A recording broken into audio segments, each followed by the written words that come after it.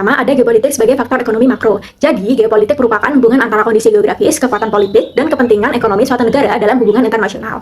Dalam ekonomi makro, geopolitik memiliki pengaruh yang besar terhadap kebijakan ekonomi, stabilitas pasar global, perdagangan internasional, serta arus investasi antar negara. Contohnya, konflik politik, perubahan kebijakan perdagangan, atau ketegangan diplomatik dapat memengaruhi harga komoditas dunia dan kondisi perekonomian global. Selain itu, letak geografis juga menjadi faktor penting dalam mendukung kekuatan ekonomi suatu negara. Negara yang berada di jalur perdagangan internasional memiliki peluang yang lebih besar untuk berkembang dalam sektor perdagangan dan investasi. Indonesia sendiri memiliki posisi yang sangat strategis karena terletak di antara dua benua dan dua samudra. Posisi ini menjadikan Indonesia sebagai jalur perdagangan internasional yang penting, sehingga memiliki potensi besar untuk meningkatkan kerjasama ekonomi dan investasi dengan berbagai negara. Selanjutnya, ada era baru geopolitik. Era baru geopolitik ditandai dengan meningkatnya persaingan antar negara dalam bidang ekonomi, teknologi, dan penguasaan sumber daya strategis. Persaingan global saat ini tidak hanya bergantung pada kekuatan militer, tetapi juga pada kemampuan ekonomi, inovasi teknologi, dan diplomasi strategis untuk memperluas pengaruh suatu negara di tingkat internasional. Kemajuan teknologi digital seperti kecerdasan buatan dan sistem informasi menjadi faktor penting dalam memperkuat posisi suatu negara dalam persaingan global. Negara yang mampu menguasai teknologi canggih akan memiliki keunggulan ekonomi sekaligus pengaruh politik yang lebih besar. Selain itu, konflik regional dan krisis energi dan perubahan kebijakan perdagangan internasional juga menyebabkan meningkatnya ketidakpastian ekonomi dunia. Oleh karena itu, negara, perusahaan, dan pelaku ekonomi dituntut untuk lebih adaptif dan fleksibel dalam menyusun strategi ekonomi, investasi, dan perdagangan agar mampu bertahan dan berkembang di tengah dinamika global yang terus berubah. Selanjutnya, ada bentuk-bentuk resiko geopolitik. Jadi, resiko geopolitik merupakan berbagai bentuk ketidakpastian yang muncul akibat dinamika politik internasional maupun domestik suatu negara yang dapat memengaruhi stabilitas ekonomi global, perdagangan internasional, investasi, dan pasar keuangan dunia. Berikut ada beberapa bentuk resiko geopolitik. Yang pertama, ada konflik dan perang antar negara. Jadi, konflik atau perang antar negara merupakan bentuk resiko geopolitik yang paling nyata. Konflik militer tidak hanya menimbulkan dampak kemanusiaan, tetapi juga mengganggu jalur perdagangan internasional, distribusi energi, dan bahan baku. Selain itu, harga komoditas seperti minyak dan gas dapat meningkat sehingga memengaruhi stabilitas ekonomi global dan pasar keuangan internasional. Yang kedua, ada ketegangan politik internasional. Jadi, ketegangan politik antar negara biasanya terjadi akibat perbedaan kepentingan politik, ekonomi, maupun keamanan. Kondisi ini dapat memicu sanksi ekonomi embargo atau peningkatan tarif impor yang menghambat perdagangan internasional. Dalam jangka panjang, ketegangan politik juga menurunkan kepercayaan investor dan memperlambat pertumbuhan ekonomi. Yang ketiga, ada perubahan kebijakan perdagangan. Perubahan kebijakan perdagangan seperti proteksionisme, peningkatan tarif impor, atau pembatasan ekspor dapat memicu konflik perdagangan antar negara. Akibatnya, arus perdagangan global terganggu dan menimbulkan ketidakpastian bagi pelaku ekonomi yang bergantung pada pasar internasional. Yang keempat, ada instabilitas politik domestik. Jadi, resiko geopolitik juga dapat berasal dari kondisi politik dalam negeri, seperti krisis pemerintahan atau konflik internal. Situasi politik yang tidak stabil membuat investor lebih berhati-hati dalam menanamkan modal sehingga investasi asing dapat menurunkan dan pertumbuhan ekonomi dapat melambat. Yang terakhir, ada ketidakpastian kebijakan ekonomi global. Perubahan kebijakan ekonomi global seperti kebijakan moneter, perdagangan, atau regulasi investasi dan negara-negara besar dapat memberikan dampak besar terhadap perekonomian dunia. Ketika kebijakan perubahan secara tiba-tiba, pasar keuangan global sering mengalami fluktuasi yang mempengaruhi stabilitas ekonomi berbagai negara. Selanjutnya, ada dampak geopolitik terhadap bisnis. Jadi, perubahan kondisi geopolitik memiliki pengaruh besar terhadap aktivitas bisnis dan perekonomian global. Dalam era globalisasi, perusahaan tidak hanya beroperasi di dalam negeri, tetapi juga terlibat dalam perdagangan internasional, investasi lintas negara, dan rantai pasok global. Oleh karena itu, dinamika geopolitik seperti konflik antar negara, perubahan kebijakan perdagangan, dan ketegangan diplomatik dapat memengaruhi keberlangsungan kegiatan bisnis. Beberapa dampak geopolitik terhadap bisnis antara lain sebagai berikut. Yang pertama, ada gangguan rantai pasok global. Jadi, salah satu dampak utama geopolitik adalah terganggunya rantai pasok global. Konflik geopolitik, pembatasan perdagangan, atau gangguan transparansi internasional dapat menyebabkan keterlambatan distribusi bahan baku maupun produk jadi. Akibatnya, proses produksi perusahaan terganggu dan biaya operasional meningkat. Oleh karena itu, perusahaan perlu mengelola rantai pasok secara fleksibel agar mampu menghadapi berbagai risiko geopolitik. Yang kedua, ada fluktuasi harga komoditas. Jadi, ketegangan geopolitik juga dapat menyebabkan perubahan harga komoditas penting seperti minyak, gas, pangan, dan bahan baku industri. Ketika pasokan terganggu akibat konflik atau ketidakstabilan politik, harga komoditas biasanya meningkat. Kondisi ini berdampak pada biaya produksi perusahaan serta memengaruhi strategi produksi, harga produk, dan daya saing perusahaan di pasar. Yang ketiga, ada perubahan regulasi perdagangan. Jadi, dinamika geopolitik dapat memicu perubahan kebijakan perdagangan internasional seperti tarif impor, pembatasan ekspor, atau sanksi ekonomi. Kebijakan tersebut dapat menghambat akses pasar bagi perusahaan yang beroperasi secara internasional. Oleh karena itu, perusahaan perlu memahami regulasi perdagangan global agar dapat menyesuaikan strategi bisnis dengan kondisi yang terjadi. Yang keempat, ada ketidakpastian investasi.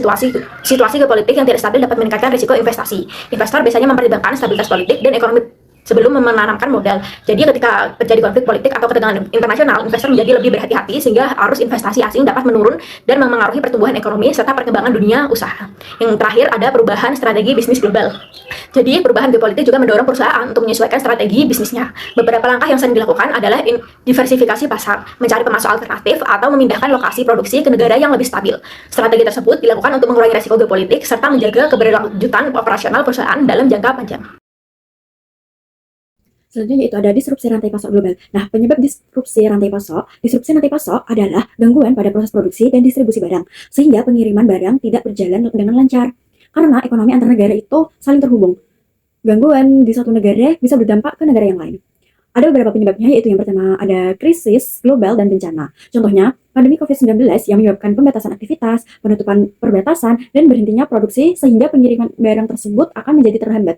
Yang kedua itu ada ketergantungan pada impor bahan baku. Nah, banyak industri itu masih memakai bahan baku dari luar negeri. Jika terjadi hambatan impor, proses produksi dalam negeri itu akan ikut menjadi terganggu. Yang ketiga yaitu ada masalah geopolitik dan kebijakan. Perdagangan konflik antar negara, tarif impor, atau pembatasan ekspor dapat memperlambat perdagangan dan menaikkan biaya distribusi. Yang keempat ada sistem rantai pasok. Perusahaan yang kurang kuat, perusahaan yang hanya bergantung pada satu pemasok, itu lebih mudah mengalami gangguan jika pemasok tersebut itu bermasalah. Selanjutnya ada dampak disrupsi rantai pasok. Gangguan rantai pasok dapat mempengaruhi produksi, distribusi, hingga penjualan barang. Dampaknya yaitu seperti yang pertama ada produksi terganggu. Keterlambatan bahan baku membuat proses produksi terhambat dan jumlah barang itu akan berkurang. Yang kedua yaitu ada biaya operasional meningkat. Perusahaan harus mencari pemasok atau jalur distribusi lain yang biasanya itu membutuhkan biaya yang lebih besar. Yang ketiga itu ada permintaan dan penawaran tidak seimbang, barang menjadi langka karena stok sedikit sementara permintaan itu akan tetap tinggi sehingga harga itu akan menjadi lebih naik. Yang keempat ada perdagangan menurun, distribusi yang terlambat membuat kegiatan perdagangan nasional maupun internasional itu akan menjadi terhambat. Yang kelima ada pertumbuhan ekonomi melambat. Jika produksi dan distribusi terganggu, aktivitas ekonomi ikut menurun dan dapat mempengaruhi pertumbuhan ekonomi negara. Selanjutnya yaitu ada membangun resiliensi dan agilitas bisnis.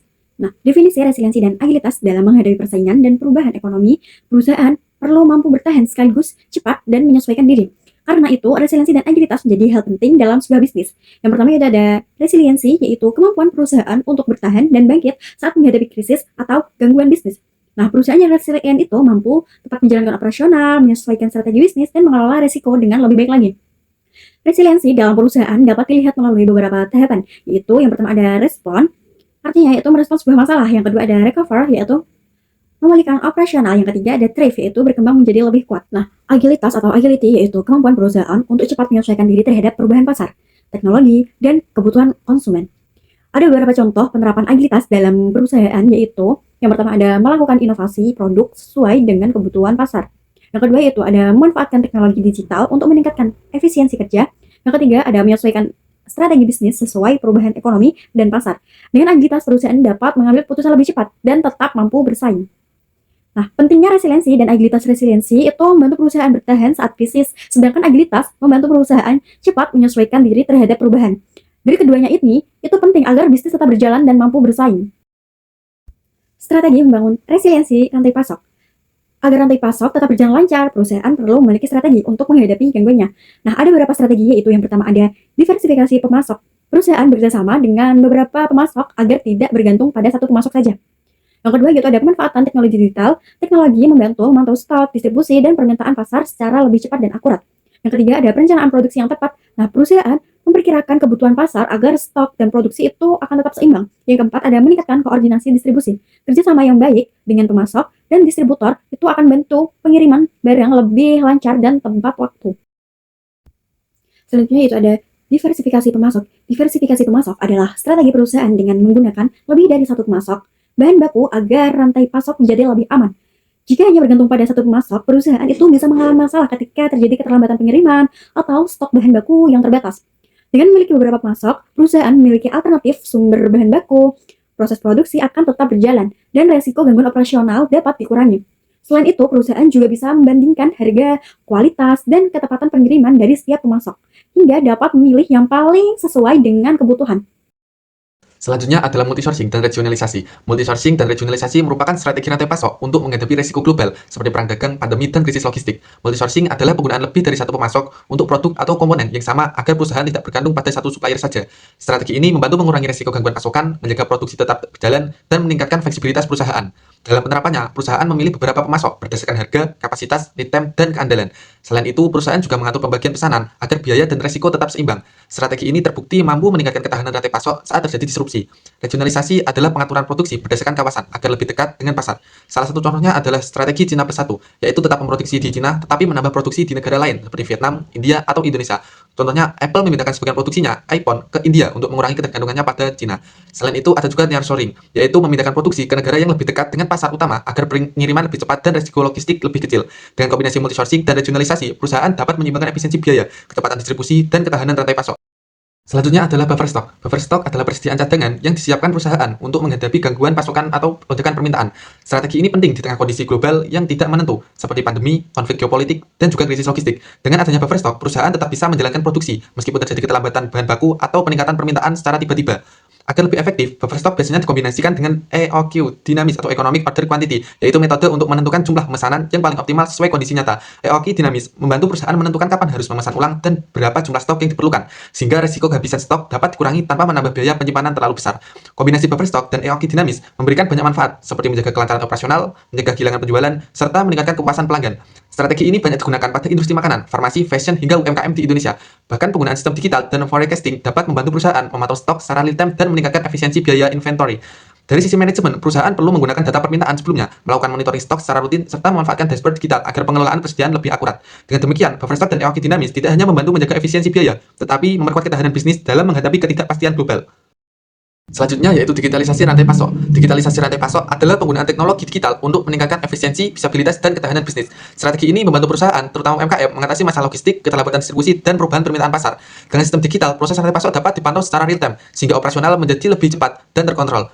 Salah satu teknologi yang digunakan adalah Internet of Things, seperti GPS dan sensor digital untuk memantau lokasi serta kondisi barang. Selain itu, AI Predictive Analytics membantu memprediksi permintaan pasar agar stok lebih tepat dan bahan inventory lebih efisien. Teknologi blockchain juga digunakan untuk meningkatkan keamanan dan transparansi transaksi dalam rantai pasok.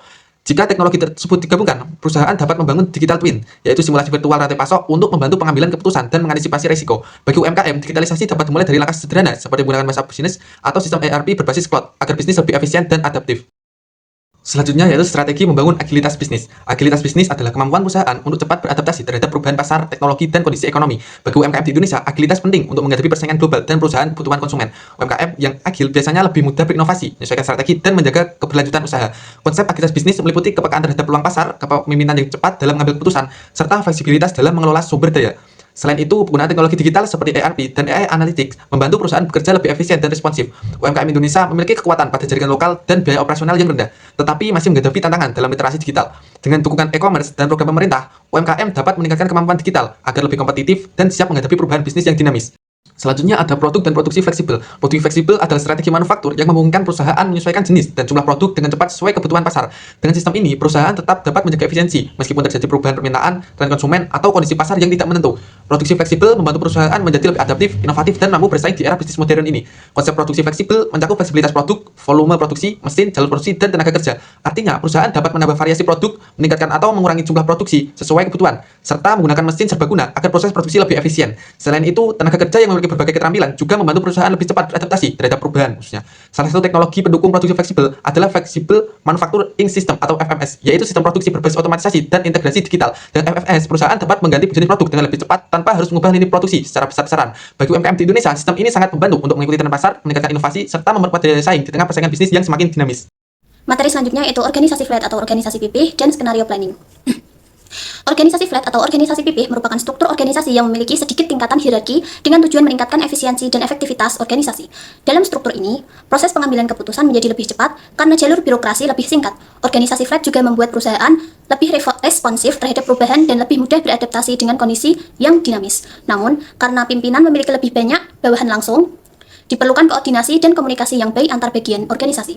Oleh karena itu, pemanfaatan teknologi informasi sangat penting untuk mendukung komunikasi, delegasi wewenang, dan kerjasama, meskipun berada di lokasi yang berbeda.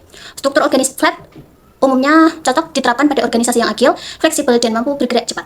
Sementara itu, skenario planning merupakan metode berpikir strategis yang digunakan untuk menghadapi ketidakpastian masa depan. Metode ini tidak bertujuan memprediksi masa depan secara pasti, melainkan membantu memperluas cara berpikir dan meningkatkan kesiapan organisasi dalam menghadapi berbagai kemungkinan yang dapat terjadi.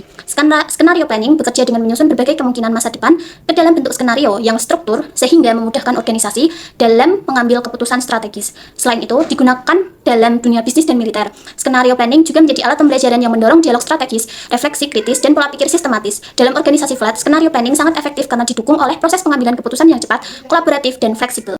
Materi selanjutnya yaitu studi kasus industri otomotif. Dalam industri otomotif sendiri merupakan sektor penting bagi perekonomian Indonesia karena berkontribusi terhadap PDB, penciptaan lapangan kerja, dan transfer teknologi. Selama puluhan tahun, industri ini didominasi produsen Jepang seperti Toyota, Honda, dan Mitsubishi yang membangun ekosistem kolaboratif bersama pemasok lokal, logistik, dan layanan purna jual. Namun, transisi global menuju kendaraan listrik atau EV akibat tekanan pengurangan emisi karbon dan perkembangan teknologi telah mengubah lanskap industri otomotif dunia. Persaingan geopolitik industri antara Jepang dan Tiongkok semakin terlihat sejak masuknya BYD asal Tiongkok ke Indonesia pada tahun 2024 dengan model bisnis integrasi vertikal tertutup dan strategi harga yang agresif. Perbedaan model bisnis antara produsen Jepang dan Tiongkok memicu disrupsi rantai pasok serta tantangan baru bagi industri otomotif nasional, seperti melemahnya daya tawar pemasok lokal, ancaman terhadap lapangan kerja, dan tekanan inovasi. Untuk meningkatkan resiliensi bisnis, perusahaan otomotif perlu melakukan transformasi teknologi kendaraan listrik, mengembangkan kemampuan adaptif terhadap perubahan pasar dan teknologi, serta membangun kolaborasi strategis dengan startup EV. Setelah itu, perusahaan teknologi dan pemerintah agar mampu bersaing dalam era industri otomotif berbasis listrik.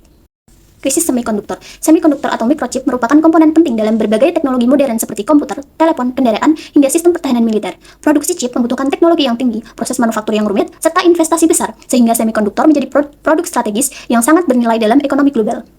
Meningkatnya permintaan teknologi digital dan gangguan rantai pasok global kemudian memicu krisis semikonduktor di berbagai negara.